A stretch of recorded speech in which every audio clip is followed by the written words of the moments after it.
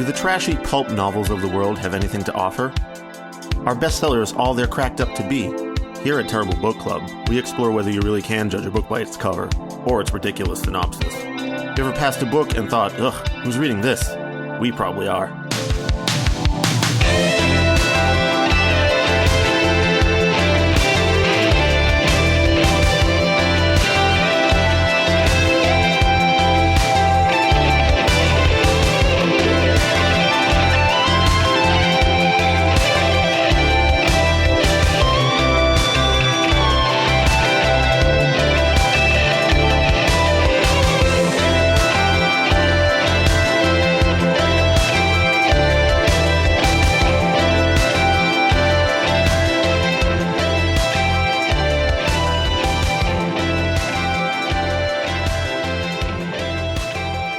Welcome to episode 61 of the Terrible Book Club.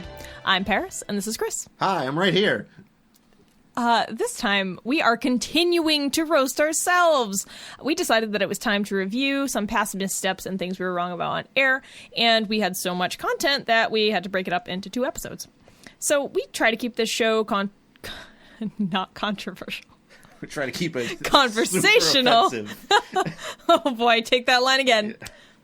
We try to keep the show conversational and familiar, but the consequence of that at times is that one of us will say something that isn't quite right, is downright false, or kind of cringy. So we feel like it's only fair that we reevaluate ourselves on a show that centers on criticism.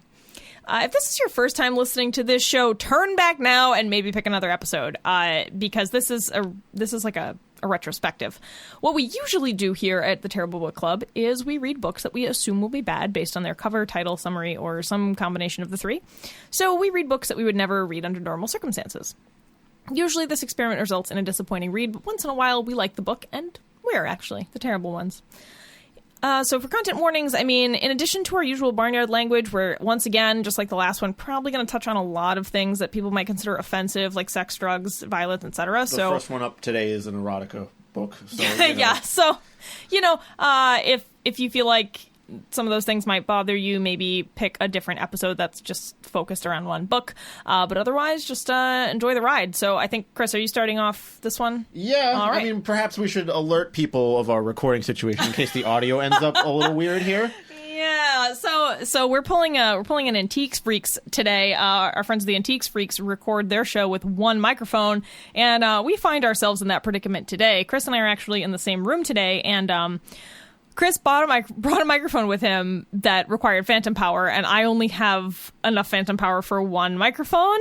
So I was like, oh, cool, no problem. I got a backup mic. Yeah, my backup mic's input jack is fucked. So here we are. And in addition to our predicament of having only one microphone, it's also thunderstorming today. I am babysitting a cat, and it's really fucking hot, and we are sitting right next to each other. So, if you hear some weird noises, if it sounds like a morning zoo hour soundboard with cats and thunder and us probably knocking our heads together when we both go for the mic at the same time, Three Stooges style, that might happen. But I am indeed the first one up today with, we stopped at episode 30 last time, which didn't really have anything to it because it was our sort of other episode where we sort of went aside like this. Yeah, and episode 31, I didn't find anything for, so Chris is going to pick it up with episode 32. Crawfish Baby, which I'm sure we all remember well as the short little gay erotica novelette that had a seafood theme to it and jazz. Anyway, we got into a little... you mentioned a story or a thing about piano legs being considered scandalous by Victorians. Yeah, I later found out that was not correct. Well, yeah, indeed. I'm here to correct you on this one. It was like a joke that was around in those times. Apparently, it originated in the writings of a Captain Frederick Marriott, an officer in the British Navy who kept a travelogue of his times and travels in America when he was here. And he made a joke along those lines because the Puritans there were super uptight, and he wrote a joke about how, they had to cover up their piano legs because they were so scandalous. People read the travelogue, they were into the joke, so they kept making references to it, and long enough that apparently we started taking it as fact nowadays. But it is not true that Victorians found piano legs scandalous. They just found regular legs scandalous. Okay. All right. That's still dumb, but somewhat less dumb. So speaking of Puritans, I covered episode 33, The Betrayal, the first book in the Fear Street Saga by R.L. Stine, which we read for my own amusement because I was really into those books as a kid and, like, you know, didn't really remember much about them. So in that episode, I made a statement about, like, oh, those Puritans, they weren't wearing colors. No way. Yeah, I was fucking wrong. I'm an asshole. Puritans were wearing colors in the U.S. in the late 17th century. Colors were allowed in Puritan times and were, in fact, worn by the lower classes, whereas black was reserved for the upper class due to the high cost of black dye. So the people in the lower classes, like those living in a village such as Salem Village or the fictional village in this book, which is based on Salem, would have very likely been wearing deep reds, deep blues, deep purples, and browns because you could obtain these colors through vegetable-based dyes at a low cost. Of course, jewelry and other adornment was also only reserved for the upper class, so things like scarves, silk, lace, and, like, you know, physical silver and gold jewelry. By the 1690s, though, which is the time that this book takes place, current fashions were kind of eroding Puritan influence, and more people were kind of pushing boundaries and dressing more ostentatiously. Of course, though, if you lived in, like, a heavily Puritan settlement, you could still be fined and actually prosecuted and jailed for dressing immodestly or excessively. And this came up in the episode because, the jewelry part came up because we were talking about how, like, it's really weird that one of the main evil characters, like one of the main bad guys, is wearing this big silver amulet that says, like, Dominatio per malum on it. We're like, yo, wouldn't somebody have noticed that? And yeah, I kind of call shenanigans on that being included because, I mean, unless he did a really good job hiding it, which, I mean, the book notes a couple of times that people see it. So, like, I just feel like he wouldn't have been able to get away with a giant silver amulet, like bejeweled amulet. So gotta have that church bling. Yeah. Well, except that wasn't church bling. That was evil bling. Satan bling. The second question I don't think anyone uses the word bling anymore, by the way. I think I'm, like, horrendously outdated in the use of that word. Yeah, I'm going to agree with you there. So the second issue that came up during this episode was, would a town actually carry out a sentence from a magistrate who disappeared under suspicious circumstances? So in the book, the magistrate, you know, condemns these women to burn at the stake for being witches. And we talked about how that was historically inaccurate because there were never any witch burnings in the U.S. All of the burnings occurred in England. In the U.S., they had a lot of other creative murders, but none by burning. Mostly drowning, pressing, and people being hanged. So anyway, the magistrate passes the sentence, and then, of course, the magistrate is the evil guy and, like, steals a bunch of money and shit from people and flees in the night. And then the town, like, still carries out the sentence to kill the witches. And so it's a difficult question for someone who's not, like, a 17th century U.S. legal scholar, right? Because it's not just something you can Google and figure out. That being said, from what I've read, it seems pretty likely that they probably would have still carried out the sentence because the magistrate being an evil asshole, like, I don't think people would have seen those two things as connected, right? It's like, sure, he was an evil asshole, but, like, witches are super scary. Right. They're still a witch. So, yeah, I think they actually probably would have. Of course, if you are a Puritan legal scholar, please let us know. Law and Order Puritan Unit, which was a thing that came up in one of my episodes in House in the Dark of the Woods, actually. Oh, yeah. Special Witches Unit. Yeah. It's actually several questions in this episode. The next one was, were church services held in Latin at this time? This is also another question that arose in connection with that amulet we were talking about, where we were saying, like, you know, if somebody saw another person wearing this fucking evil-ass looking amulet with jewels in it that said Dominatio per malum, like, they'd probably know enough Latin to figure out that was not good, right? So Puritans were highly literate in English since they wanted everyone to be able to read and understand the Bible. Although those who went to school knew Latin, it's very possible that farming folk in villages likely weren't fluent in Latin, and the sermons were actually probably given in English. Still, there were likely enough learned people in the town to know that Dominatio per malum means power through evil, and wearing, like I just said, wearing a large bejeweled amulet would have been weird enough. Thing that says, hello, I'm evil, around your neck. Yeah. So, yeah, I call shenanigans on the amulet. Next, we have the question of, was wind Satan? Chris asked this because there's like a scene during one of the trials where candles are flickering and people are like, oh, it's the devil. And Chris was like, come on. But honestly, yeah, wind kind of was Satan. I think I actually addressed this on a later episode, but Puritans feared witches' abilities to change the weather. And so, like, a large gust of wind or candles flickering a lot in a courtroom could very well be considered evidence of witchcraft during a trial and further condemn the accused. So, yes, wind is Satan. So don't have a trial on a windy day if you can help it. Right, but the accused can't choose that, so y'all fucked, basically. The last question from this episode was, could you really conceal a secret room in a small 1 to 2 room house? This came up because... Contractor talk with terrible book club. Yeah, well, one of the characters had this secret room with all of his, like, magic stuff in it because he was a witch. And, I mean, all right, so I will say it is possible. Is it plausible, though? Like, I don't know. I mean, if it's a full room, fucking no. But if by secret room they meant, like, a secret compartment, like, sure, I'm sure that was possible. But they specifically called it a secret room in the book. And he had, like, I think enough room to do fucking spell shit in there. So, I don't know. It's possible, like, if he was able to build the house without a lot of people around... while during its construction, then sure, I'm sure he could have built a small room, like, adjacent to a closet or something that no one would have noticed. But I really find that hard to believe because in communities at that time, it's not like you were just building a house out in the middle of nowhere. Like, this was in a populated village. So I don't know. Again, I'm going to say it's possible. Probably not likely, but possible. All right. That's it for me. Okay. Well, I'm up now with The Stain of Time. Oh, fuck. I forgot about this episode. This is the book that is an unauthorized biography of Trent Reznor by a person who wrote it, apparently, this is part of the question here, by suspending a pendulum that pointed to letters that spelled out the book. We had a whole discussion about whether that was possible. Clearly, that's not. However, there was a claim made...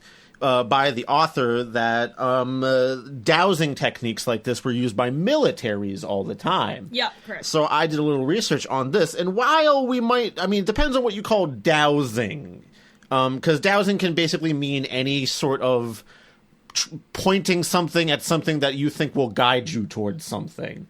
And in fact, there have been many devices sold to police stations, law enforcement, and militaries that are basically bullshit tracking devices for, like, drugs or paraphernalia or things like that. Okay, so they were sold to them, but, like, you said bullshit, so they didn't actually work, right? No, they did not, in fact.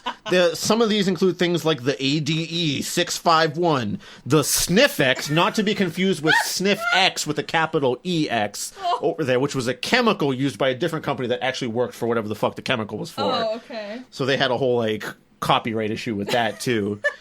There was the GT200 and the Quadro Tracker. All of these things are basically...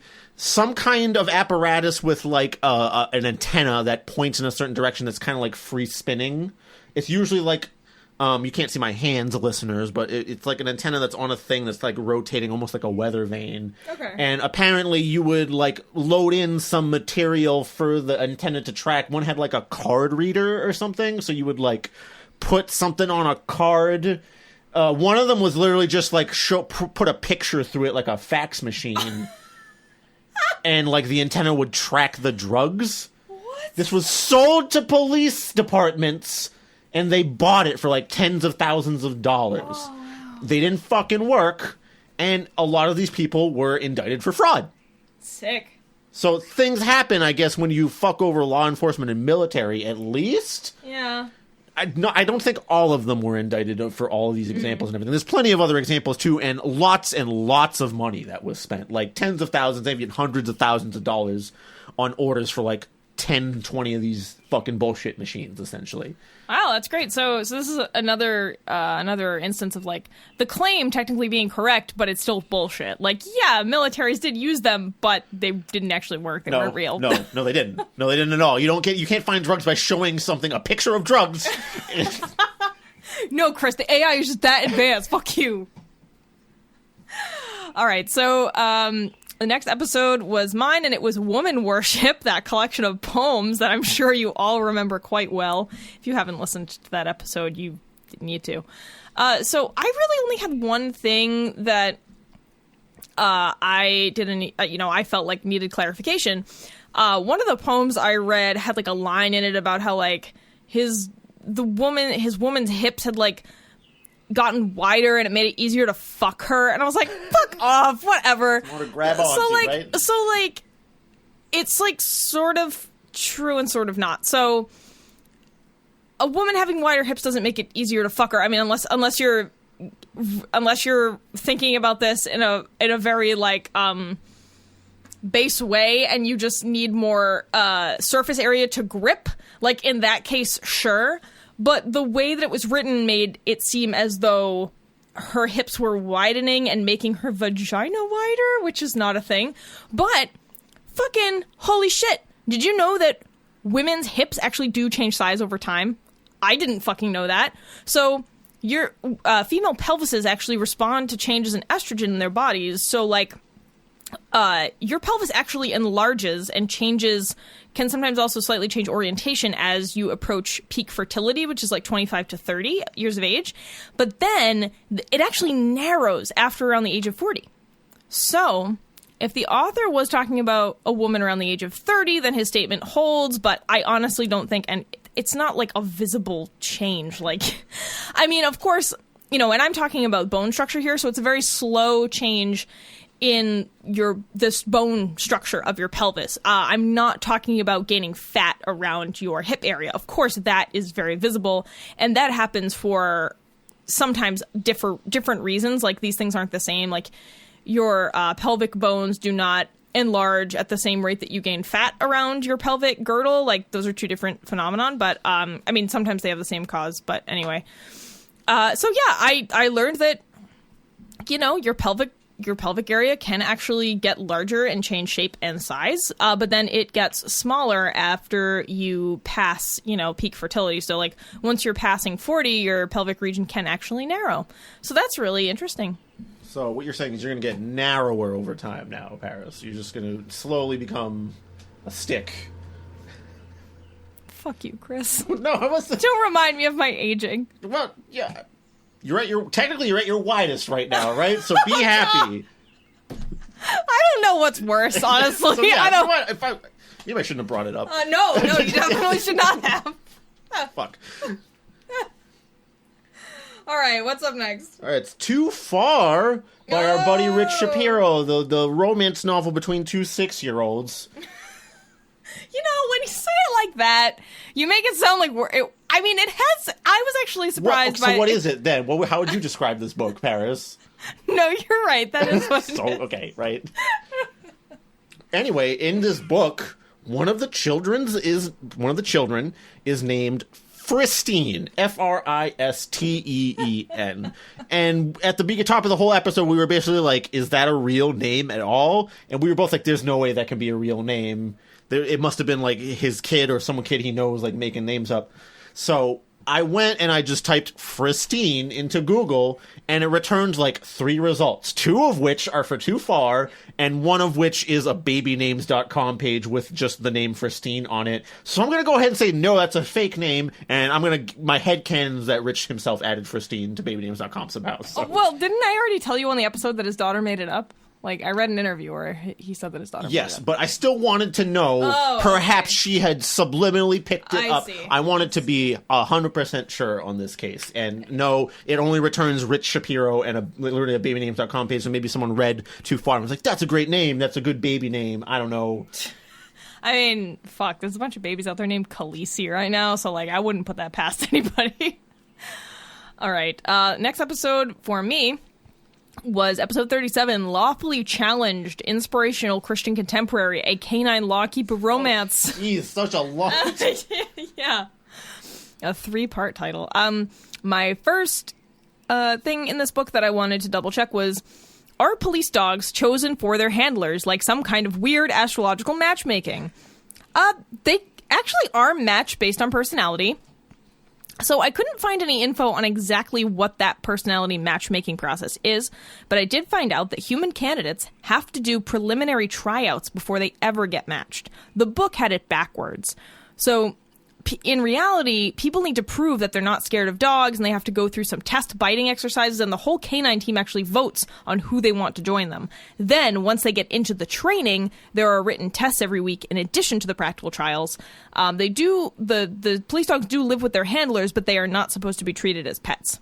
So a lot of the things in the book were kind of wrong. Like, they had it backwards. Like, in the book, it was like they selected the dogs, and, you know, she applied for the program and got in, but, like, it isn't quite that simple, I guess. So yeah, that was that. I read some interesting stuff about police dogs. It was cool.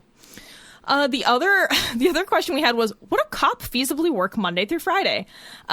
So it's pretty unlikely, but technically it is possible that someone could rotate through a schedule like that, but it probably wouldn't be permanent. Because, I mean, cops there have to be cops all the time, constantly, and it's not an office job. Like, of course there is some office work involved, but, like, I guess I kind of call shenanigans on that concept in the book. It's pretty unlikely that anyone would be working Monday through Friday as a police officer, even one that's going through, like, canine training or whatever. So, technically possible, but not quite plausible. Well, I mean, we're going to get another dog cop book from you later, so you have a little bonus stuff about dogs from that on my end. Next up for me was Johnny Tremain, which actually, that was the one we shared with Antiques Freaks for the first time, and guess what? They know their shit. We didn't really have a lot to correct or capture on that one, to be honest with you. Special shout out to the Antiques Freaks once again over here. We're using your miking technique for this episode, so you're getting a lot of love. Your other episodes coming up here, too. Thanks, guys, for bearing with us on those episodes. Yeah, and thanks for getting everything so right. So after that, we have episode 39, which was X-Files, Antibodies. Oh shit, I missed one in this. Oh well. Did the X-Files really have an episode about a baseball-playing alien? Because Chris was talking about his only memory of X-Files being this episode about a baseball alien, and I was like, fuck off, Chris, no way. No, that was right. I knew it. It's seared in my brain as this terrifying moment. Yeah. Yeah, I mean, I think as much as I'm a huge X-Files fan and I watched a bunch of it as a kid, like, there's obviously huge gaps in my memory. You know, I probably haven't seen everything. So, it was episode 19 of season 6, and it is called The Unnatural. So if you want to also have a horrifying scene of a baseball player turning into an alien and having a tearful coming out ceremony with his human friends, there you go. I remember that scene so vividly in my head, Paris. You know what? We should watch it together after this. I'm really interested in seeing it. So, secondly, we had another quibble with this one where we were wondering if it was reasonable that federal agents could overnight samples to the CDC for testing. And I think that is feasible. I think in the context of the story, it didn't seem super credible that it would rise to the top of the CDC's queue, I think is the thing. So I think they could definitely overnight samples of the CDC as federal agents, but, like, I don't know. I feel like they probably have a lot of shit going on, and they were probably like, what is this fucking robot blood? Like, fuck off, you know? So I don't... Fucking Mulder's sending in some weird shit again. The last time he sent me what he thought was alien poop. Turns out it was just a Swedish fish. Okay, I'm up next with The Angel Wore Fangs, a Deadly Angels book. This was the one about the vampire Viking angel, and we had a discussion. I'm just shaking my head because I fucking hated that book. It was a bad one. It was just mishmashing so much junk together. It didn't even leave a good. Anyway, we had a discussion in that about Christianity inspiring early Goths, or like them actually being very Christian or worshiping Jesus as like the original Goth. And I tried to do a little digging on this, and all I really found was there's like an Anne Rice novel that makes a mention of Jesus being a vampire, and I did find like a Jehovah's Witness forum that was like positing this as like kind of a fun, they weren't like, you know, serious about it. It was just like a funny off-topic post in some Jehovah's Witness forum about like, hey, if you think about it, he rose from the dead, there was a whole weird blood thing with him, yada yada yada. But I didn't really find a lot connecting like the original, and by the way, I'm talking about like Goths in terms of like music and aesthetic, not like the Roman Goths, which was a completely different thing entirely. Well, so there is I don't know enough about it to sit here and like go on about it, but there is a video that explains how we got from the Goths as like a tribe of people to Goths as in present day, like, you know, kind of industrial, sad music, black attire, Christian imagery. So it all kind of got, there's like a progression of events that led to it all being connected, but like the SparkNotes version, from what I can remember, is that so the Goths were a group of people who were eventually converted to Christianity, and then there was a style of architecture, called Gothic architecture, and it was in reference to its like barbarian, like the word Goth was always kind of interchangeable with barbarian, you know, and so they were like, oh yes, it's architecture from those places or whatever. And then fast forward a couple hundred years or 1,000 years, I forget, and you eventually have authors in, you know, the 18th, 19th, or 19th century writing dark Gothic stories that take place in this architecture, in this Gothic architecture. That's where like Gothic romance novels and Gothic novels kind of got their name, is because they often were set in buildings like that. And then it just kind of spiraled out of control from there. And so there's like this huge mishmash. And again, I'm probably not doing a great job explaining it. So there is a video that I'll link to in the comments. I think it's like, it's not stuff you should know, but it's like a weird little cartoon, and it kind of explains it. And so you have all this like Christian iconography getting mashed up with Gothic stuff. Because it was all because of architecture, weirdly. And then spin-off from that, there are plenty of Goths who are Christian, actually. Oh, yeah, absolutely. Yeah, that's totally a thing. Yeah. I was just wondering how much of like the initial impetus of the Goth movement was perhaps related to explicit Christianity. And it seems more it's like incidental to the aesthetic of a church, right, which can be creepy. It's sort of got a little bit tangled up there, but it's not truly like, hey, the first Goths were super Christian or anything, which is what I was kind of hunting for. Yeah, the video was called A Brief History of Goths. It's a TED Ed thing. TED Ed. So I'll post the link. I'll post the link. All anyway. Right. It's you now. Again, because Luckiest Girl Alive, I guess, did not have anything. No, I didn't find anything. Okay. I had the second House of Night book, Betrayed, and the first one I failed you because I just reposited stuff that you had said already in the episode because I wasn't listening well. But this is a concern that was part of both House of Night episodes, and that is the use of brown pop to describe soda. So, I put brown pop into Google. It returned one single result that was not House of Night related. This was an Urban Dictionary post. If you don't know what Urban Dictionary is, it's just like a place you upload slang terms and your definition for them. Not exactly curated, so anyone can upload anything. On January 28th of 2010, user Genghis Green defined brown pop as soda consumed by men in their early to mid 40s, usually reference made by weird high school basketball coaches referring to brown pop as detrimental to an athlete's health. This also popped up in a question on some House of Night forum asking, wait, what's brown pop supposed to be exactly? A lot of people thought it was root beer for some reason. I don't know why. Other people just said, hey, it's any kind of soda. The only other thing I found was PC Cast herself answering a question about, hey, what's up with brown pop? My most reasonable summation here, because of the Urban Dictionary post and the fact that other people apparently have been known to use this, is that this is some kind of extremely regional way to refer to soda.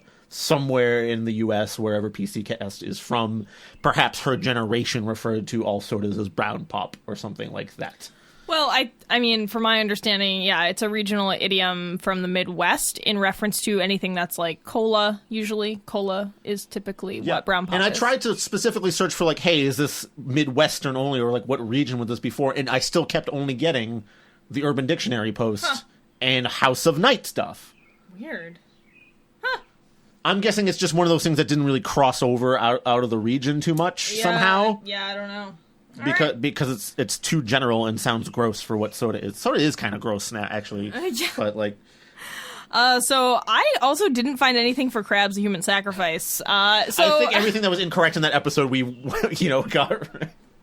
No, I mean, well, because most of the time we do a decent job of researching things. Yeah. We're really only covering the times that we kind of fucking half-assed it. And I guess it's a lot of times, but, like, if you think about how long the show has been around, how many fucking episodes we've done, it's whatever. So it's me again, once more, with Daryl Day Cop Dog book, which I forgot to put the title on. It's like Small Town Cop Big City Crimes or something. Like, Small Town Cop Big City Crimes, a man, his dog, and a badge. Oh, wow. Yeah. You got it. Nailed it. So some of the questions that got brought up here, if we had a discussion about, he lived in Minnesota and he was talking about like cattle farming all the time, and we were, I guess, a little bit doubtful that Minnesota was like big cattle territory. I don't know why, honestly. Doesn't seem like it. Turns out Minnesota is the 10th largest cattle producing state, which, I mean, I don't know how many cattle producing states there are, but it, you know, number 10 ain't bad out of 50 or whatever. It involves about $2 billion in sales related to cattle or, you know, beef or what have you. They handle 2.4 million heads of cattle a year, and that's the 10th largest state. So there's a lot of cows. There's a lot of cows, Paris. Yeah, that's way more cows than I thought. Wow, fuck me then. There's 20,000 plus cattle farms in Minnesota, and that's once again the 10th largest state. Wait, 20,000 farms? Not 20,000 head of cattle? 20,000 farms. This was like a U.S. Agriculture Bureau like survey that I read. I was stunned as well. Whoa. I'm not. I rounded it down. It was like 21,000 or something. Wow, Minnesota. I mean, so is Minnesota like the northern, like cold Texas? Like they're just full of cold yes, cows? Minnesota is just Texas in the fridge. Yeah. Oh, wow. Preserved Texas. Secondarily, so this is kind of where it got interesting, where I find some fun stuff to read. There was another thing where we talked, I guess we made a joke about drug-sniffing dogs getting addicted to cocaine because they sniffed it a lot. And I think even Terry himself made a reference to, like, I think Major accidentally sniffed cocaine once or something is what happened. Well, he said, yeah, they were doing a raid on a house, or they were, like, they were doing a raid on a house. He was like, yeah, I'm pretty sure Major actually kind of got addicted to cocaine because he was always, like, really excited to look for it again. And we were like, oh, no, your dog got addicted to coke. Yeah, so I looked up, hey, is it possible for, you know, animals to get addicted to certain substances or cocaine? And the answer is, like, probably yeah, but there's a lot of research backing this up with a lot of weird trials, let me tell you. Oh, no. So I pulled up this article here that describes a wide variety of effects of addiction in animals.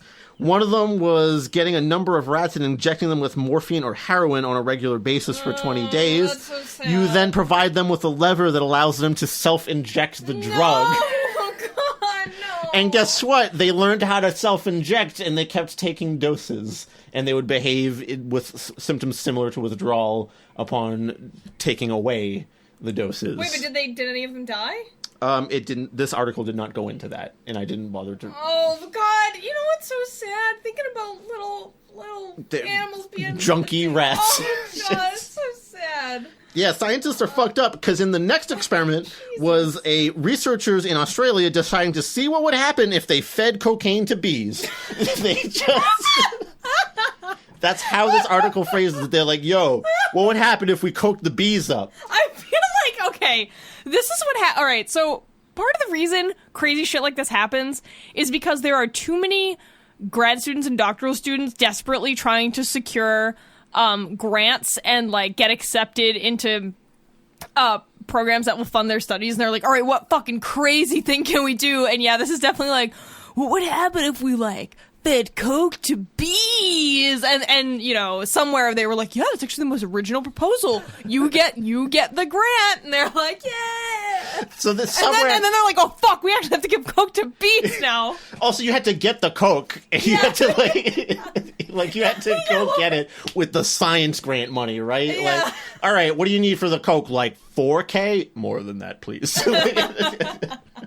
I'll promise we'll give it all to the bees. Yeah. Anyway, turns out when you give cocaine to bees, they tend to exaggerate how much nectar is in nearby flowers. They remember and can like provide accurate examples to the other bees of where the flower is, but they way over-exaggerate how much nectar is on that flower and available. Oh my god, that's hilarious! In addition to that, they definitely suffer from some withdrawal symptoms because apparently, normally, bees can tell the difference between vanilla and lemon really easily. It's like something that they can tell the difference between, and it's like a measurable thing with bees, right. Except if they're suffering from coke withdrawal, and then they really don't give a shit. In addition to this, you have stuff like, you know, horses like to get high on loco weed, which is just something you can graze on there. I know about that. Goats love to lick a narcotic lichen that grows on rocks in the Canadian Rockies. In 2010, there was a paper that reported the effects of crystal meth on snail brains. Oh, God! So we're just giving any drug to any animal. Again, it's because there's too many people applying for research grants. The madness must end. So basically, a load of snails were trained on a habitual task. Some snails were in meth-laced water during the training, and others were in ordinary water. The methed-up snails learn tasks more quickly than those in non-meth-laced water. So a net positive for the snails.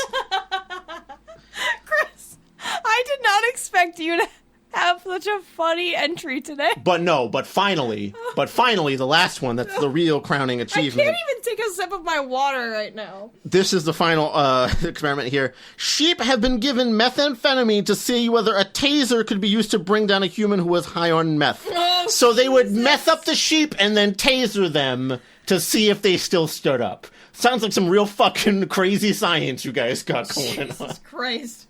I hate this world. Humans are a fucking plague. Speaking of humans being a plague, there was a Quora question about this as well, and I decided to dig into the answers there. Someone asked, can my dog get addicted to drugs? User Josh Manson, drug addict 20 years dirty, is how he put himself. He this is his username on Quora. Excellent. Said, yeah, pets can get addicted to drugs very easily. I have had cats that were completely addicted to meth. So stop giving your fucking animals meth, whether it's for your own druggy reasons or if you're a crazy scientist. Yeah, please stop. Look, we all know meth can make you methed out. Turns out it works on all animals like that.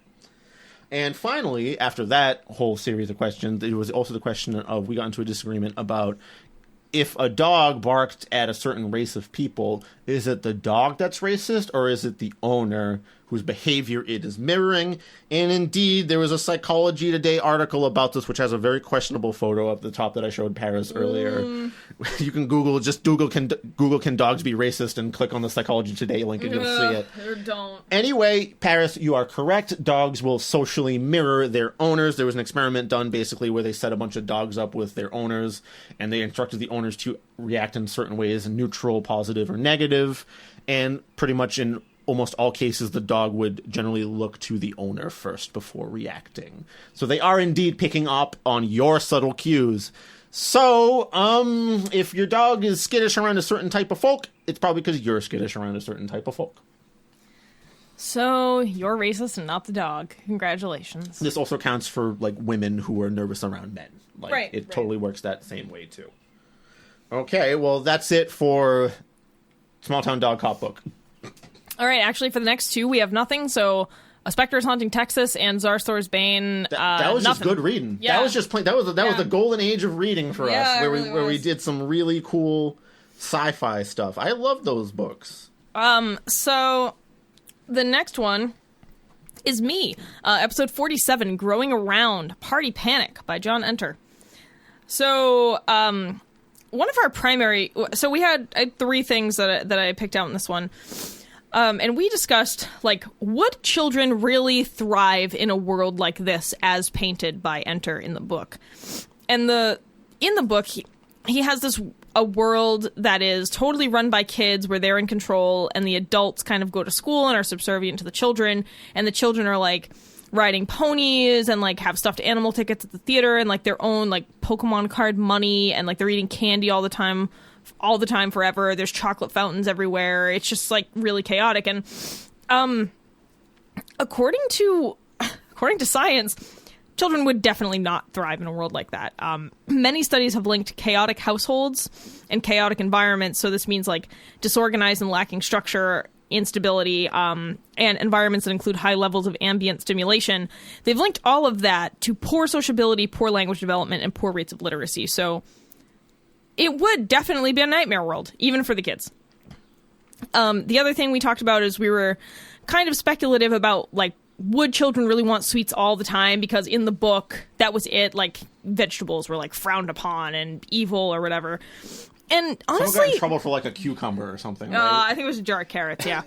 A glass jar of carrots, which I still think is weird. Anyway. And so this is one of those, like, children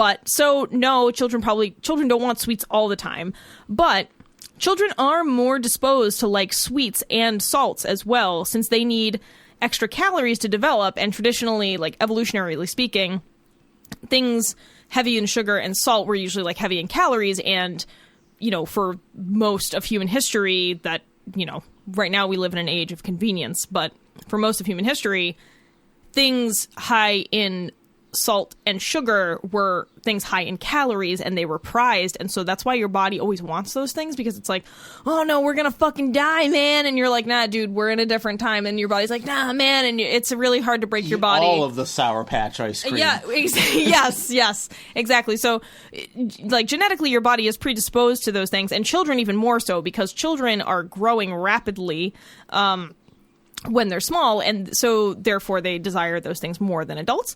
Their taste receptors are also different than those of adults. They are more sensitive to bitter flavors and more receptive to things that are very sugary and very salty. So that's why kids do kind of tend toward more junk food, like things that are kind of on the extreme in terms of flavor. But that being said, like, they're more just in. So yes, they do like extremes, but like that also goes for salty stuff. So it wouldn't be a world full of candy. It would be like a world full of candy and also pizza and chicken fingers and, like, you know, French fries or whatever. So I was surprised that wasn't part of the deal too. Like, why wouldn't, like, even kids like a good deal of variety here and there? Yeah, and that was my whole point. Is like, sure, I'm sure that like broccoli wouldn't be the like big thing, but yeah, a variety of savory and sweet food would make way more sense. Anyway, so the last thing is actually I found out that there is actually a theme park that already exists, much like the world in this book. Oh my god. And it looks fucking cool as hell, and I wish that I had gone to it as a child. Yes. It's called, like, hang on, let me open it, because I don't remember the name of the park, but it's in New Mexico, and there are actually iterations of it in several locations over the world. I think there's one in Istanbul, there's one in a few other countries. There's some, so Istanbul, Mumbai, Kuala Lumpur, and Tokyo. It's called Kidzania.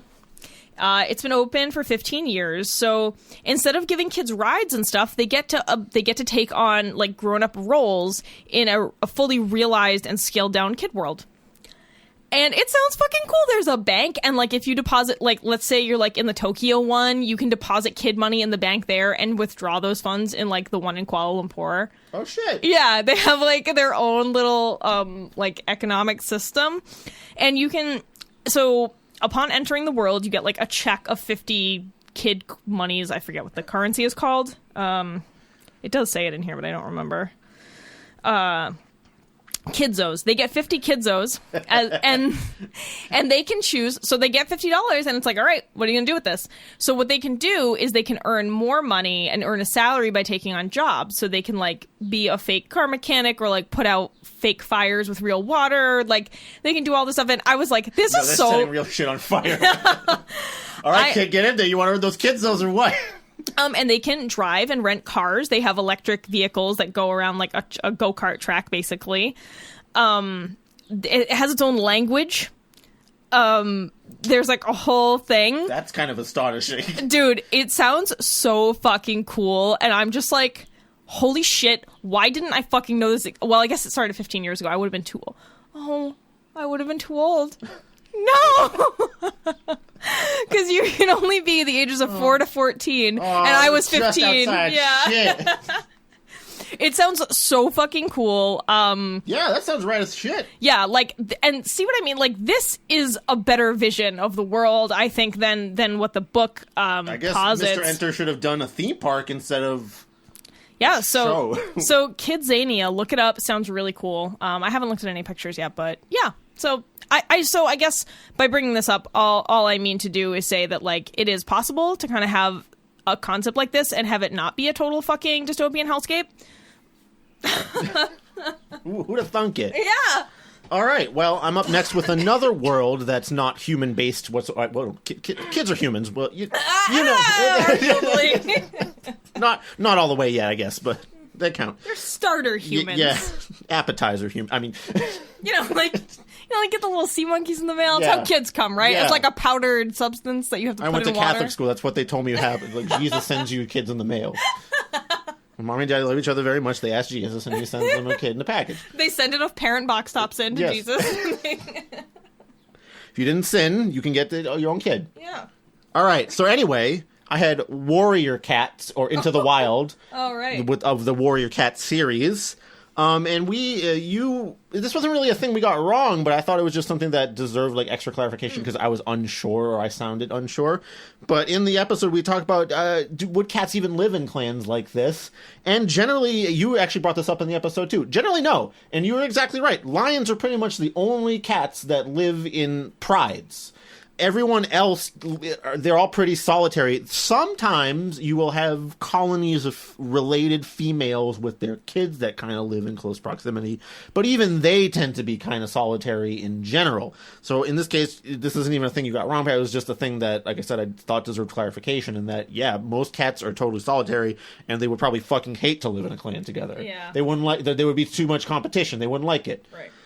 Similarly, there was another discussion where we got into a disagreement about whether the rat clan or group was actually considered a clan of rats. There was a group of rats that attacked all the cats when they were going up to the magic moonstone. I remember that. Or what have you. And we got into a little discussion about, so those rats are their own clan too. Why don't we hear about like that clan or anything? And you're like, no, that's just a group of rats. And I was like, but that doesn't make any sense, because if the cats are in a group and that's a clan, why isn't the rat group a clan? So I did some digging into warrior cat lore, and turns out they don't bother with any fucking lore outside the cats themselves. So although in one book there is a rat leader who gets all the rats together to pull specific attacks as in an organized crew, as in a clan, they've no one ever brought it up as a clan. It's just a group of rats with a leader. Huh. So there's technically no rat clans, I guess. Well, I think with proper like cat clan mythologies and shit is the defining difference here. Cats in those books have a religion. Everyone else is secular. Well, yeah, I think, and I get the sense that it's because in these books they kind of elevate cats, kind of like how people are elevated in traditional stories, where they're like, oh, this is a special species, and like no other animals are like as smart as these guys. But like rats are really fucking smart. So I think if any animal was going to have coordinated clans with like a structure and a religion, it would probably be the rats, to be fair. They would be far more likely than the cats themselves. In fact, just going based on... Actually, no, I take that back. Crows. True. Crows are scary in groups, yes. Even individually. You can give them a puzzle box and they'll like summon Hellraiser, probably. I don't... No, they'll build a tool and solve it and then teach you how to do it and then yell at you for fucking making it dumb. They'll be like, no, this is easier. And you're like, ah. I'm sorry, Crow. Yeah. Please don't peck me to death. All right, that's all I had for that one. All right. So episode 49, The Beginner's Guide to Sex in the Afterlife.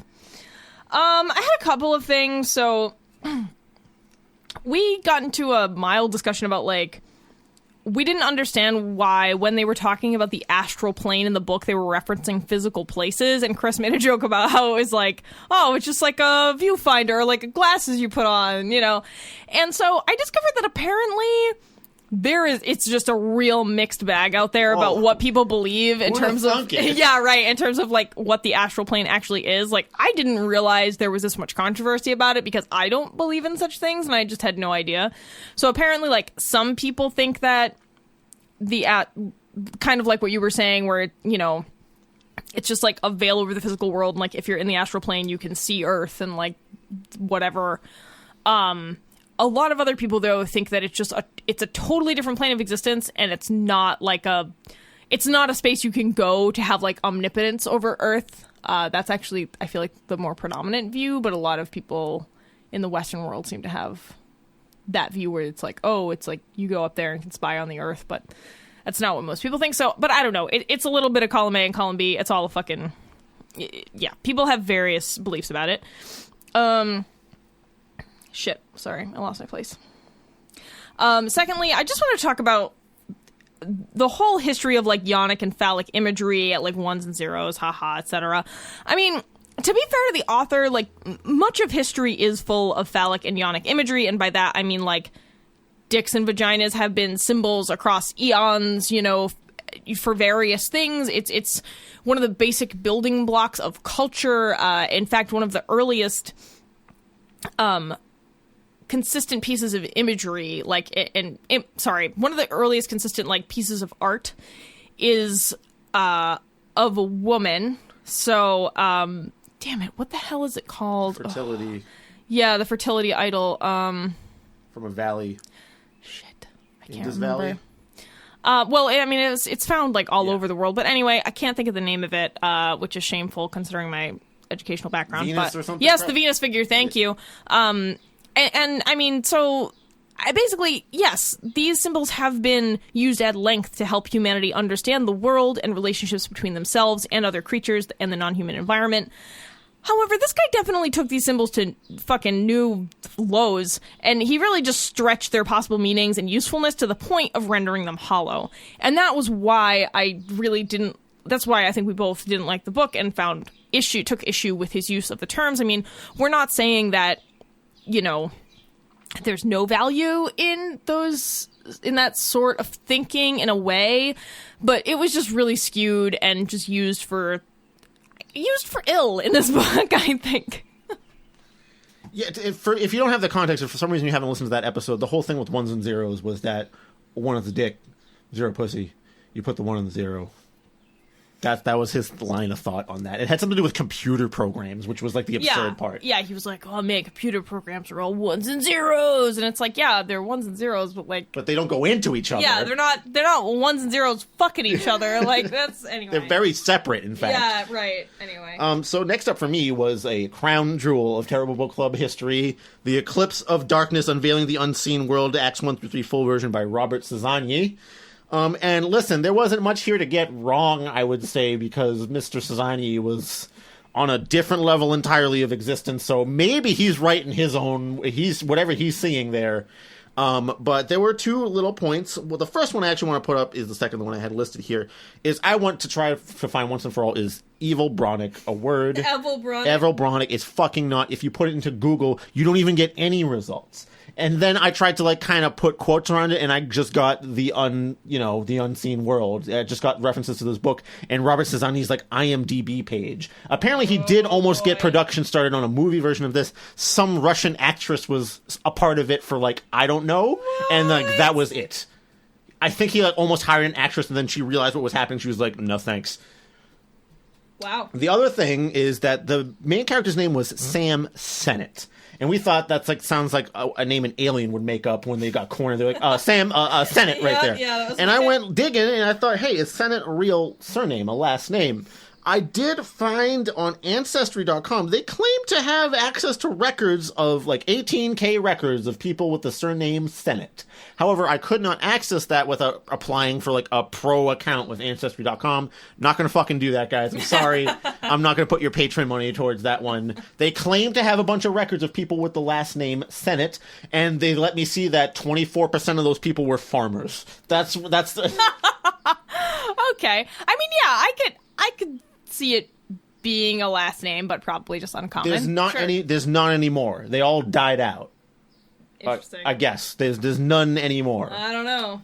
Something happened to those senates. the great unsenating. All right. The next one was episode 51, The Crucible with the Antiques Freaks, and once again, they freaked about their antiques, and they were right about it all. So there was nothing to correct in that one. Just constant Antiques Freaks. Pats on the back here. Yeah. Great job, guys. So next up for me was Super Mario Bros. 3 Brick by Brick by Bob Chipman, notable YouTube creator and, content creator with lots of patrons. Yeah. We didn't like this one because it was just a text Let's Play, which was horrifyingly boring to read. 2 points of contention. Another one that, once again, that you clarified in the episode that I just kind of double-checked in case was your questioning of the use of iconoclast to describe Shigeru Miyamoto. And indeed, an iconoclast is someone that wants to, like, overthrow old institutions or shake things up a lot. And that's not what Miyamoto was doing at Nintendo. When he got brought on, he specifically was brought on by the president to work on video game shit. And in fact, when his first thing kind of went under and almost, like, put the whole company under, the CEO was still like, nah, we're still going to invest in video games. So Shigeru was not shaking anything up. I think he was just trying to say that the way he was making games was different from other people.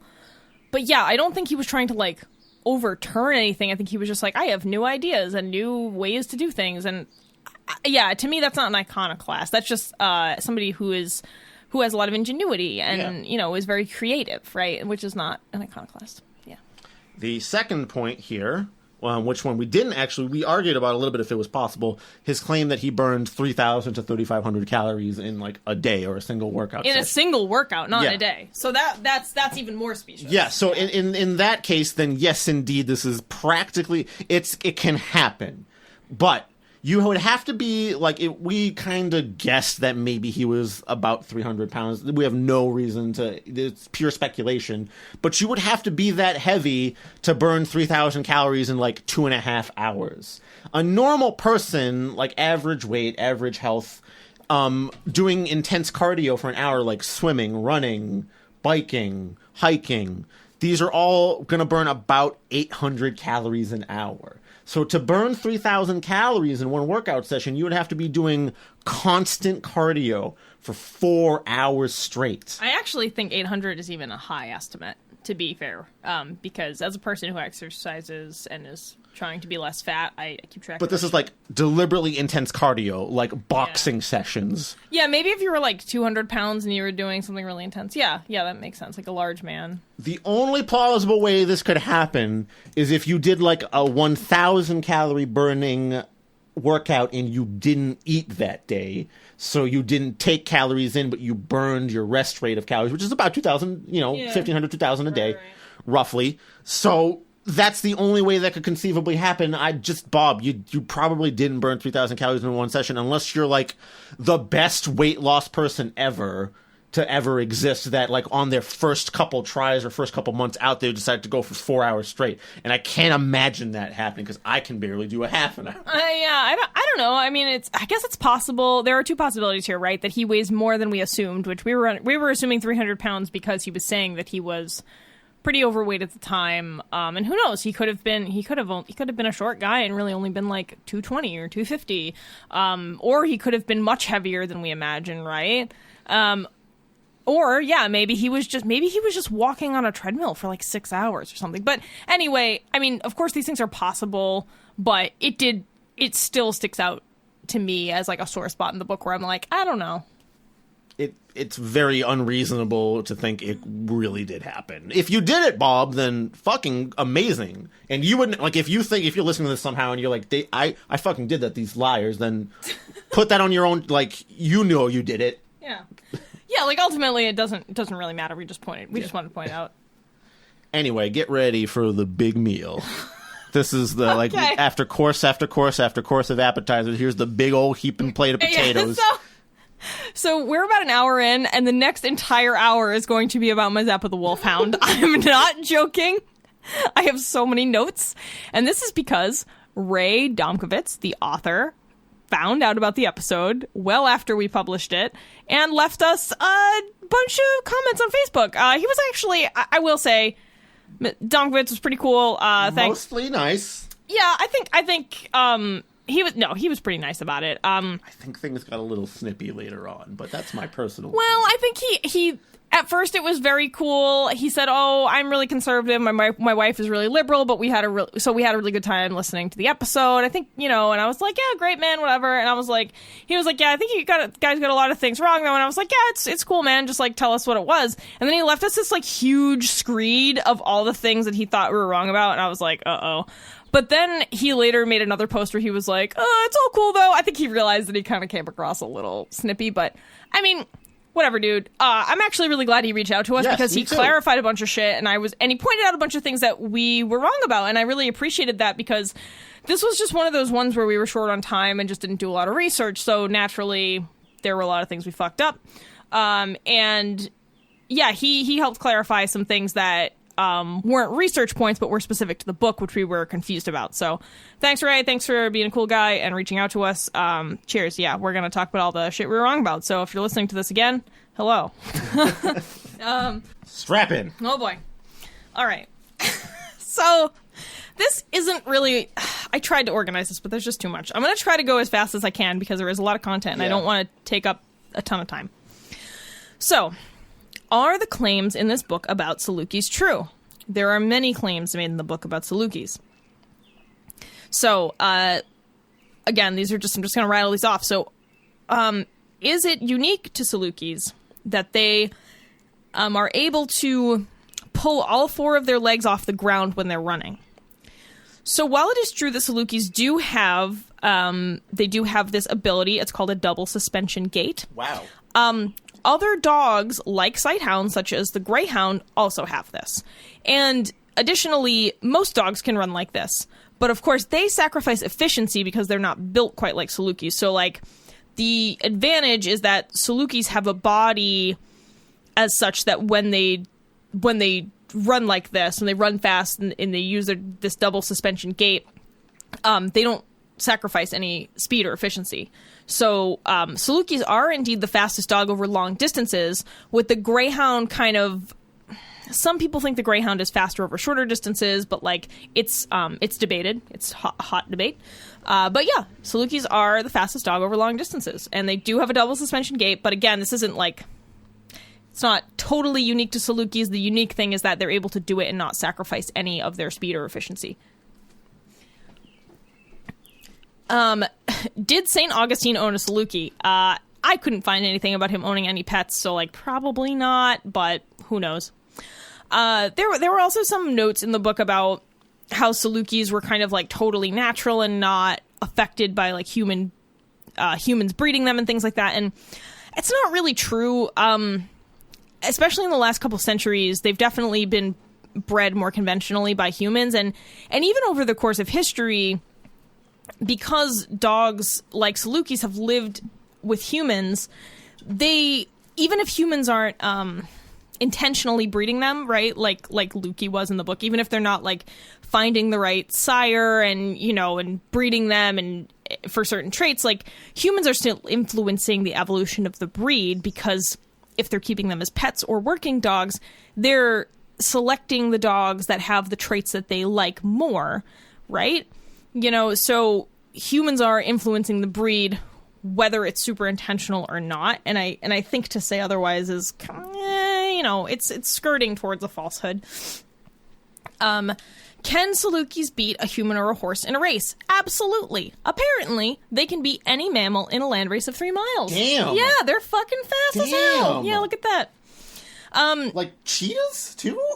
I mean, a cheetah's a mammal, so I'm going to say yes. Fuck. I know, I probably should have specifically researched the cheetah question, but I'm going to say probably yeah. And there were also claims in the book about, like, Salukis are totally separate and special and unlike any other dog.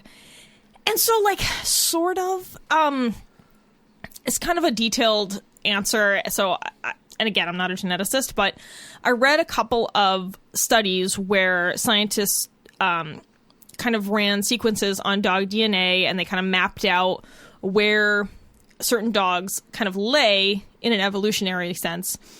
And there are a couple of basal breeds, so they're considered like the ancient breeds, and they're considered basal because they have less mixed DNA.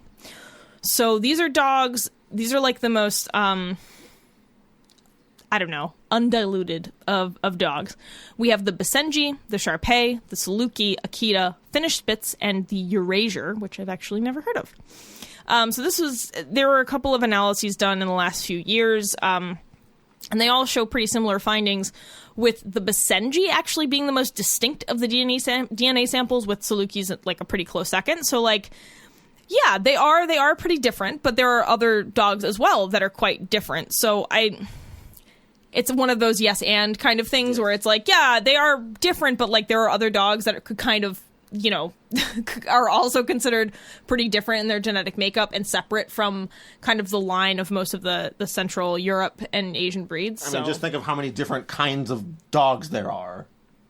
There's so many shapes and sizes and snout shapes and all these. Well, no, Chris, this is slightly different. So these dogs are all, like if you were to look at a, like imagine like, I'm sure you've all seen like a language tree or like a genetics tree, right? So these are like further up the branch? Yeah, so these are like further up the branch, and then all other weird dog breeds are like kind of all in a group together in a cluster. They're like more closely related and more similar, whereas these kind of ancient dog breeds have less mixed DNA. So this suggests that they arose separately and didn't crossbreed with others.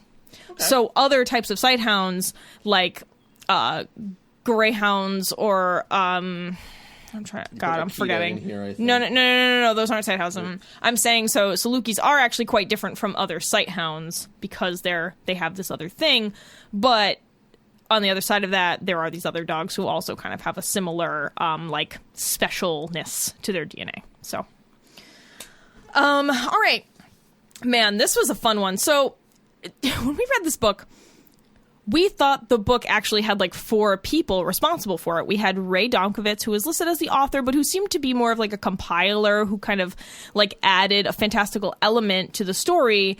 And we thought that Makepeace and his daughter had compiled these notes and really believed in like Lukey as this mystical ancient woman. And then we thought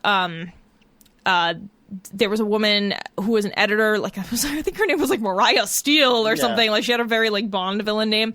Turns out, so the editor woman was real, but she didn't actually edit the story for content. She just did basic kind of, I guess she must have done like grammar, syntax editing and stuff. But Ray Domkovitz made up everything else. The whole thing was fantasy.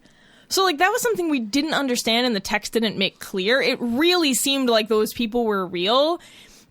And I don't know if that was a good or a bad thing, but we were really confused about that. And I honestly think that if we had known that if it was all fantasy at the get-go, it would have made a difference in how we perceived the book. Absolutely. Yeah. So thanks for clearing that up. Ray actually cleared that up for us in a comment.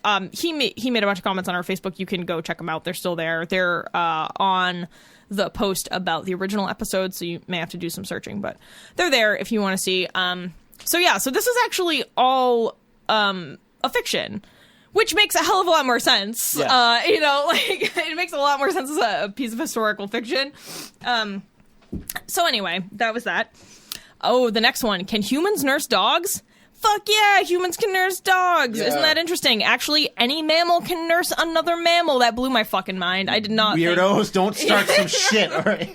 Yeah, I mean, I certainly don't know how common it is, but it is possible if you're in dire situation. Yeah, do it, man. Suck that nip, I guess. Well, I mean, of course, like, you have to have a woman who is lactating, so it's not like, so if you've never had a child before, it's unlikely that you're going to see a puppy and start lactating. But if you have had a child, I know people who have had children, and the body does actually start responding if they're like holding a small child or like a puppy or something. So yeah, interesting. You didn't see this, listeners, but my eyes went pretty wide. Right there. Yeah. So, I mean, I still think it. Again, like, if you're in an extreme circumstance, and I think in the case in the book, there was an extreme circumstance, so, like, maybe we were assholes about it. It just came across as kind of weird. The way it was written, too. Like, I honestly think that with this book, it was less the subject matter. It wasn't so much the content. I think that the content actually could have been turned into something cool if the writing was better.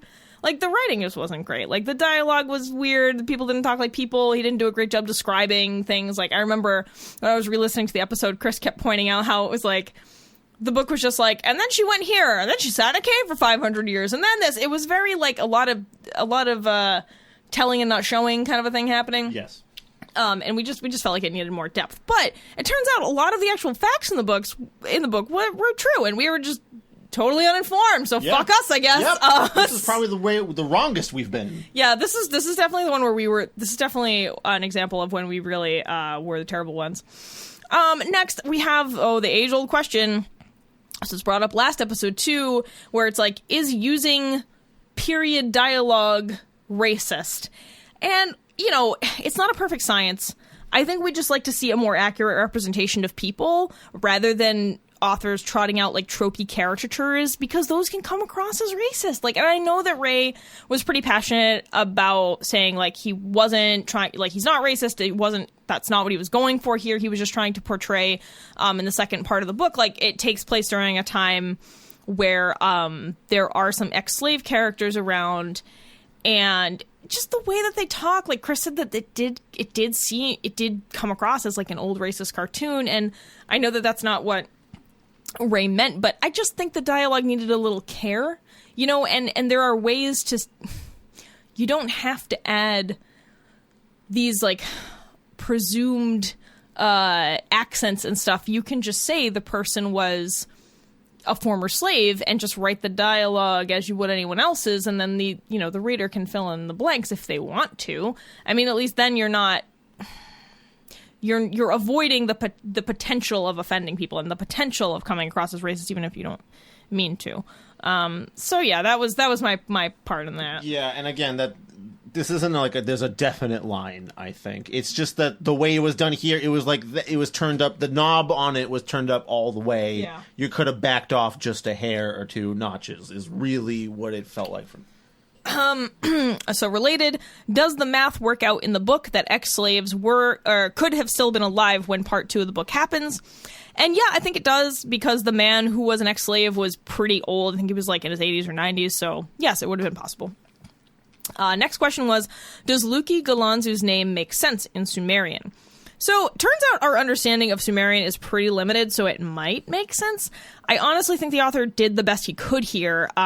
It's really hard to know unless you're a scholar. So curiously, I do actually know someone who is a scholar of Sumerian and Akkadian cultures, but I couldn't get a hold of him in time for the recording. I'll update you all at another time if I get any new info from him, but yeah.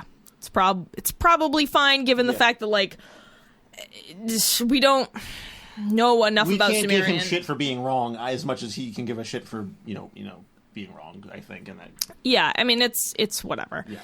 I remember we were both like, come on, man, why is our menstruation scene? And it was just a device to get her to the river to find the dog, which I totally get, but, like, you could have used a variety of reasons to get her to the river, so, like, I don't know why menstruation was the one that was chosen. I mean, I guess it's not like there's anything wrong with it. It just... That's not a bad choice. It's a weird choice. Well, and again, if the writing around it had been perhaps more eloquent and less like... And then she was bleeding everywhere and had to clean herself up in the river. It was like, maybe you could have said something, and maybe you could have said it in a different way, and it would have been less jarring. Yes. Yeah, I think that's all it was.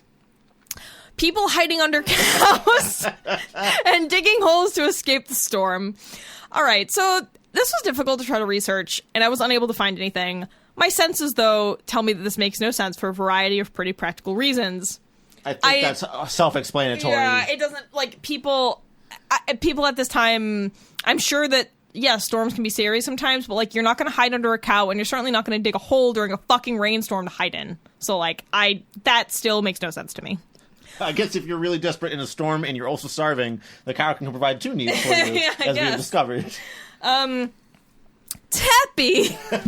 So, as funny as that was, diminutives like Teppy and nicknames were common in ancient Egypt, and it does seem like they were actually formed sort of like this. For example, anyone named Nefertiti was sometimes referred to as T, and Merenith... Such a shame that it wasn't Titty. And names like Merenith could become Mary. There's no historical record for Imhotep being called Tepi, but it's actually quite possible, so that was pretty cool. One day, someone called him Tepi and beheaded. Just lashed to the slave stick immediately. Reduced to the essential salts. I'm just quoting Niles. Though. Yeah. I mean, that's what half that episode was anyway. The next point was the pharaoh Djoser having dogs with titles and judgeships. I mean, like, Djoser probably had dogs and even had Salukis given his royal status, but, like, I couldn't find anything actually confirming that.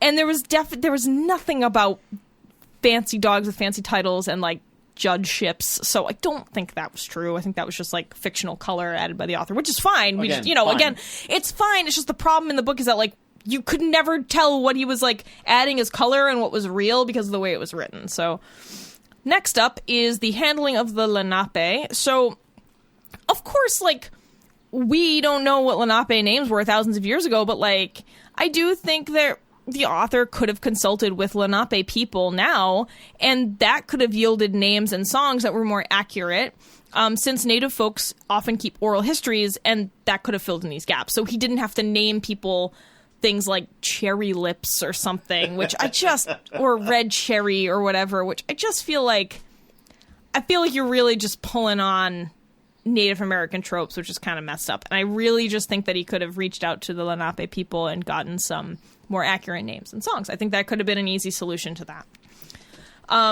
We were shocked to read a scene where the Salukis were riding on camels down a mountain. Turns out Salukis fucking ride camels with people. Are you fucking kidding me? No, it's awesome. I was so excited. I was like, fuck yeah, dogs riding camels. This is amazing. I was like, I love this. I'm happy to be wrong. Yeah, with a lot of these I was happy to be wrong. That's fucking cool. I don't know about them riding camels like down a mountain. I'm not sure because they're desert animals. Not really sure if that's the thing, but yeah, they fucking rode camels with humans. Damn. Cool as hell. These are some cool-ass dogs. Yeah. So the great Gladius versus small Roman blade debate. Another thunder versus lightning thing. Yeah. So the use of the phrase in the text, quote, small Roman blade, end quote, over and over again made me think of a gladius, since that's the most common Roman blade that people tend to reference in literary works. Apparently, it's smaller than a longsword. And it's smaller than a longsword. So, like, apparently the author actually intended it to be a much smaller knife that could, like, fit in a purse or bag or be, like, hidden kind of in a fold of clothing. In this case, it would probably be more likely to be a Pugio or perhaps something even more dainty. And I think here, again, the writing could have been more straightforward by simply naming the blade as intended. Yeah. Like, just call it a Pugio or call it, another tinier Roman blade, so small Roman blade again, or perhaps giving us a reference for exactly how small it is, just like how it fits in her hand or something. Yeah, you need to call it that because there was no. When you say small, it could be small like that. It could be small like Yeah. So again, just a little more description would have helped us uncover exactly what that was. My last point. Briny legs. So I mentioned in the original episode that I use salt and sugar based scrubs for my own skin care, and it's definitely a real thing. I think that our hang up here was just that there were people sitting with their legs in buckets of brine, which just seemed a little odd. I mean, maybe that was like the style of the time in Hippo, like where they were during that scene, but tied an onion on your belt at the same time. Yeah, tied onions to their belts and they stuck their legs in brine. I mean, but scrubbing your legs in with sea salt is totally great. It's a great exfoliant. It's a pretty harsh one. Sugar is slightly lighter. That's actually what I use on my face. So like, totally. I was just like, I don't know if sitting in buckets of brine is kind of weird. Like, I feel like you would be scrubbing your leg with it. But overall, yeah, that was fine. So I'm sure that there were other things that Ray pointed out, but I only had so much time. We ran over a lot of things there. And again, if you're curious, you can go read his comment and see what we got wrong. But I think I got all the major ones. Yeah, I think we're good. I read over that comment too, and you pretty much got all of it. Woohoo! We made it through Mazeppa. So we're not too far off from the end here. All right, Chris is up next here with 101 Weapons for Women. Woo! Which was also another episode where we had some informed opinion from Paul. So he generally had a lot of decent things to say about martial arts and effectiveness of certain techniques, and generally what research I could find on that stuff was sound. The one thing that we had issue with was descriptions of someone piercing skin with a straw. Or like through the neck, or sometimes even like the heart. I think something like that. And we were very incredulous about this, even more incredulous than the magazine pages being able to use to slice people. I did a little research on that. Like, yeah, maybe you could get a few nasty paper cuts with a particular magazine swipe or whatever, but the straw through the skin was more unbelievable. And so turns out there's sort of this popular science experiment that you do with like kids or something. You take a potato, raw potato, pretty tough skin. And you take a straw. If you try to stab it with the straw regular, just like holding it like fist style, and you stab it, obviously the straw is going to bend. It's not going to get through the tough skin. Maybe you can get a little bit through. Turns out, if you cover the end of the straw with your thumb, it can easily stab through the potato. Are you fucking serious? Like an uncooked potato? Yes. What the fuck? What are the mechanics? What are the physical mechanics When you are here? covering the end of the straw with your thumb, when you go to do the stab, the air in the straw has nowhere, it cannot escape through the top, so it becomes compressed. Thus, when you stab it downward, it has less space to go except for to the side, thus strengthening the sides of the straw so it does not give as you push the straw into the potato. I kind of want to get a straw and have you try to stab me right now. Paris, I'm not going to kill you. So I couldn't find... I searched for, like, people stabbed with straws or, like, straw injuries or something. The only thing I could find was a news article claiming that someone died after they tried to stab a Capri Sun pouch and they hit their brachial artery and, like, killed themselves or something. I do not think this article was real. The only source it was on was some website called Empire News with no sources, no other things. I Googled the name given of the person who died, a Cole York, a 26-year-old from New York, apparently. Yeah, that seems really fake. Yeah, so I think this was just some kind of weird, hey, we'll drum up some weird news and get clicks for our ads on this thing. So they got my fucking click.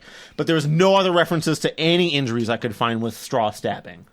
I love how our like internet presence has been irreparably damaged by our participation in this show. Because the amount of bizarre shit that I've had to Google, oh man. Yeah, I was getting Capri Sun ads for like a day after that. Yeah, our internet legacy is destroyed by the Terrible Book Club. So turns out maybe a potato's pretty tough. You're not going to be getting through bone, but you could maybe get through some skin. I feel like you could superficially get through a layer to a skin. I don't think you could stab a heart. I don't think you could. You're not getting into the heart, most likely. I mean, I don't know what the hardness difference between potato and flesh is, and I'm not going to run the test. I'm not unethical, so I'm not giving meth to sheep or whatever. I mean, I'd let you try to stab me with a straw. It's fine. I would not want to, because if it worked, you would be like, we would have to go to the hospital. Nah, I'd pick some part of my body I don't need. I don't want to hurt you, Paris. That's fine. All right. Oh, our penultimate discussion. Episode 55, The Adventures of Lord Iffy Boatris. Boat Race, however you want to say that. This is a book written by Bruce Dickinson. It was a patron request from Greg. So one of the first questions we had was, is a laird, the Scottish laird, is that the equivalent of a lord? Chris added a note that said, according to Outlander, yes. So I've been watching Outlander, and they didn't really... It seems like they use laird and lord in exchange pretty easily, because sometimes they speak Gaelic, so they'll say laird or something like that. And other times, so they're the lord and lady, or laird and lady of Brockturach, this sort of region of, or house or something in Scotland.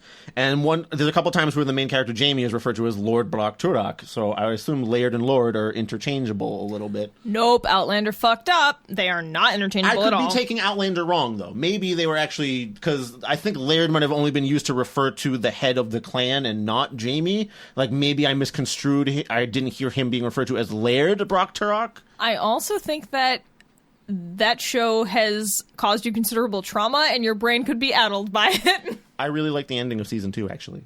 I really liked it. Oh, I'm glad it wasn't like the ending of season 1. It was all time travel and witchy shit. It was dope. Oh, all right. Fair enough. I haven't watched it, but Chris has been filling me in on some shit. Some chick burns her husband alive to travel through time. It's rad. Sick. So actually, according to the rest of the world, in the Scottish order of precedence, a laird ranks below a baron and above a gentleman. So it's quite a low title. Actually, I feel like Ken from the Antiques Freaks would be the best one to know this, because he has his fucking order of fancy dudes on lock. But yeah, and like fancy dude order. Yeah, on lock. But yeah, I guess different countries... Fancy dude tier list. Yeah. Different countries actually have, like, different, like, schemes for fancy titles, but in Scotland, yeah. Nope, laird and lord, different things. Our next question was, are hunting animals actually replaced? If they're on an estate like Lord Iffy's, then yeah. it's not a natural environment, so they actually have to bring in animals, and some of them are specifically bred just to be hunted. Fucking gross. Was this book supposed to be sexy and porn? This was Chris's hill that he wanted to die on. What's the appropriate Iron Maiden song to, like, the Trooper, I guess, right? Yeah. Yeah. It's fucking porn. Yeah, no. So according to Bruce, it was supposed to be a farcical comedy that pointed out the hypocrisy and grotesque of the British upper class. It was not supposed to be porn. Did he specifically say it wasn't supposed to be a turn on? I think so, but like the way he phrased it was fucking British as hell, so I don't know. So I'm assuming that his intention was not to give boner or correct. Whatever you want. Why isn't there a word for lady equivalent of boner? I mean, there is.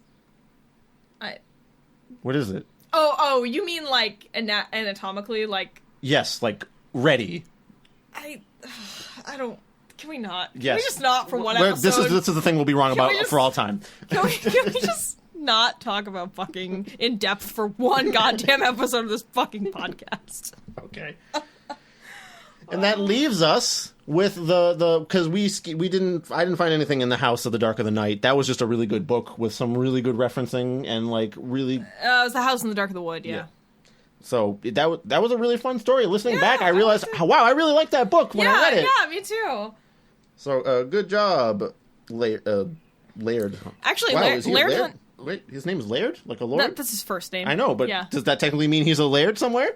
No, I think it's just, I don't know. I think it's just his name. But he actually, when we posted that we actually didn't hate it, he was like, oh, I'm so glad you guys didn't hate it. That's great. And I was like, yeah, man, thanks. And he was like, really cool. I hope he actually listened to the episode. Maybe he did, maybe he didn't. Probably didn't. But the next one was the Mueller report. I didn't have anything for that. We did decent research on that. It was literally a primary source. Yeah. It was literally a primary source. I think it's easier to say we also didn't have anything for Black Caviar. We do have a thing to talk about for All in a Row, episode 58. It was actually probably the impetus for this entire endeavor, perhaps. No, not really. I mean, we were already planning on doing a retrospective, and then a listener had a really good point to make with us, and we wanted to share that on the show today. So listener Caitlin, she's been a really loyal listener of Terrible Book Club for a long time. I just know because she's been like tweeting at us for a long time, and she's always been really cool and supportive of the show.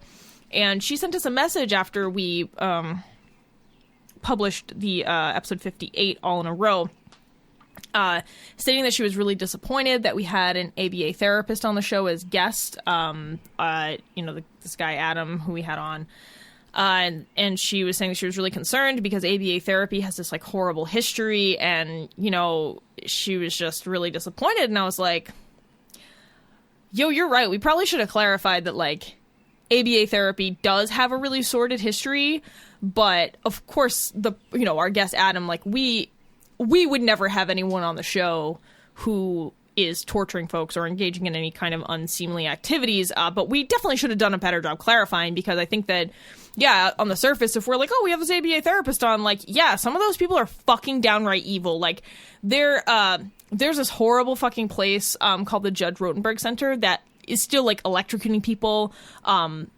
like tying people up and throwing them in locked rooms for days on end. Like, that stuff is still happening in this country today.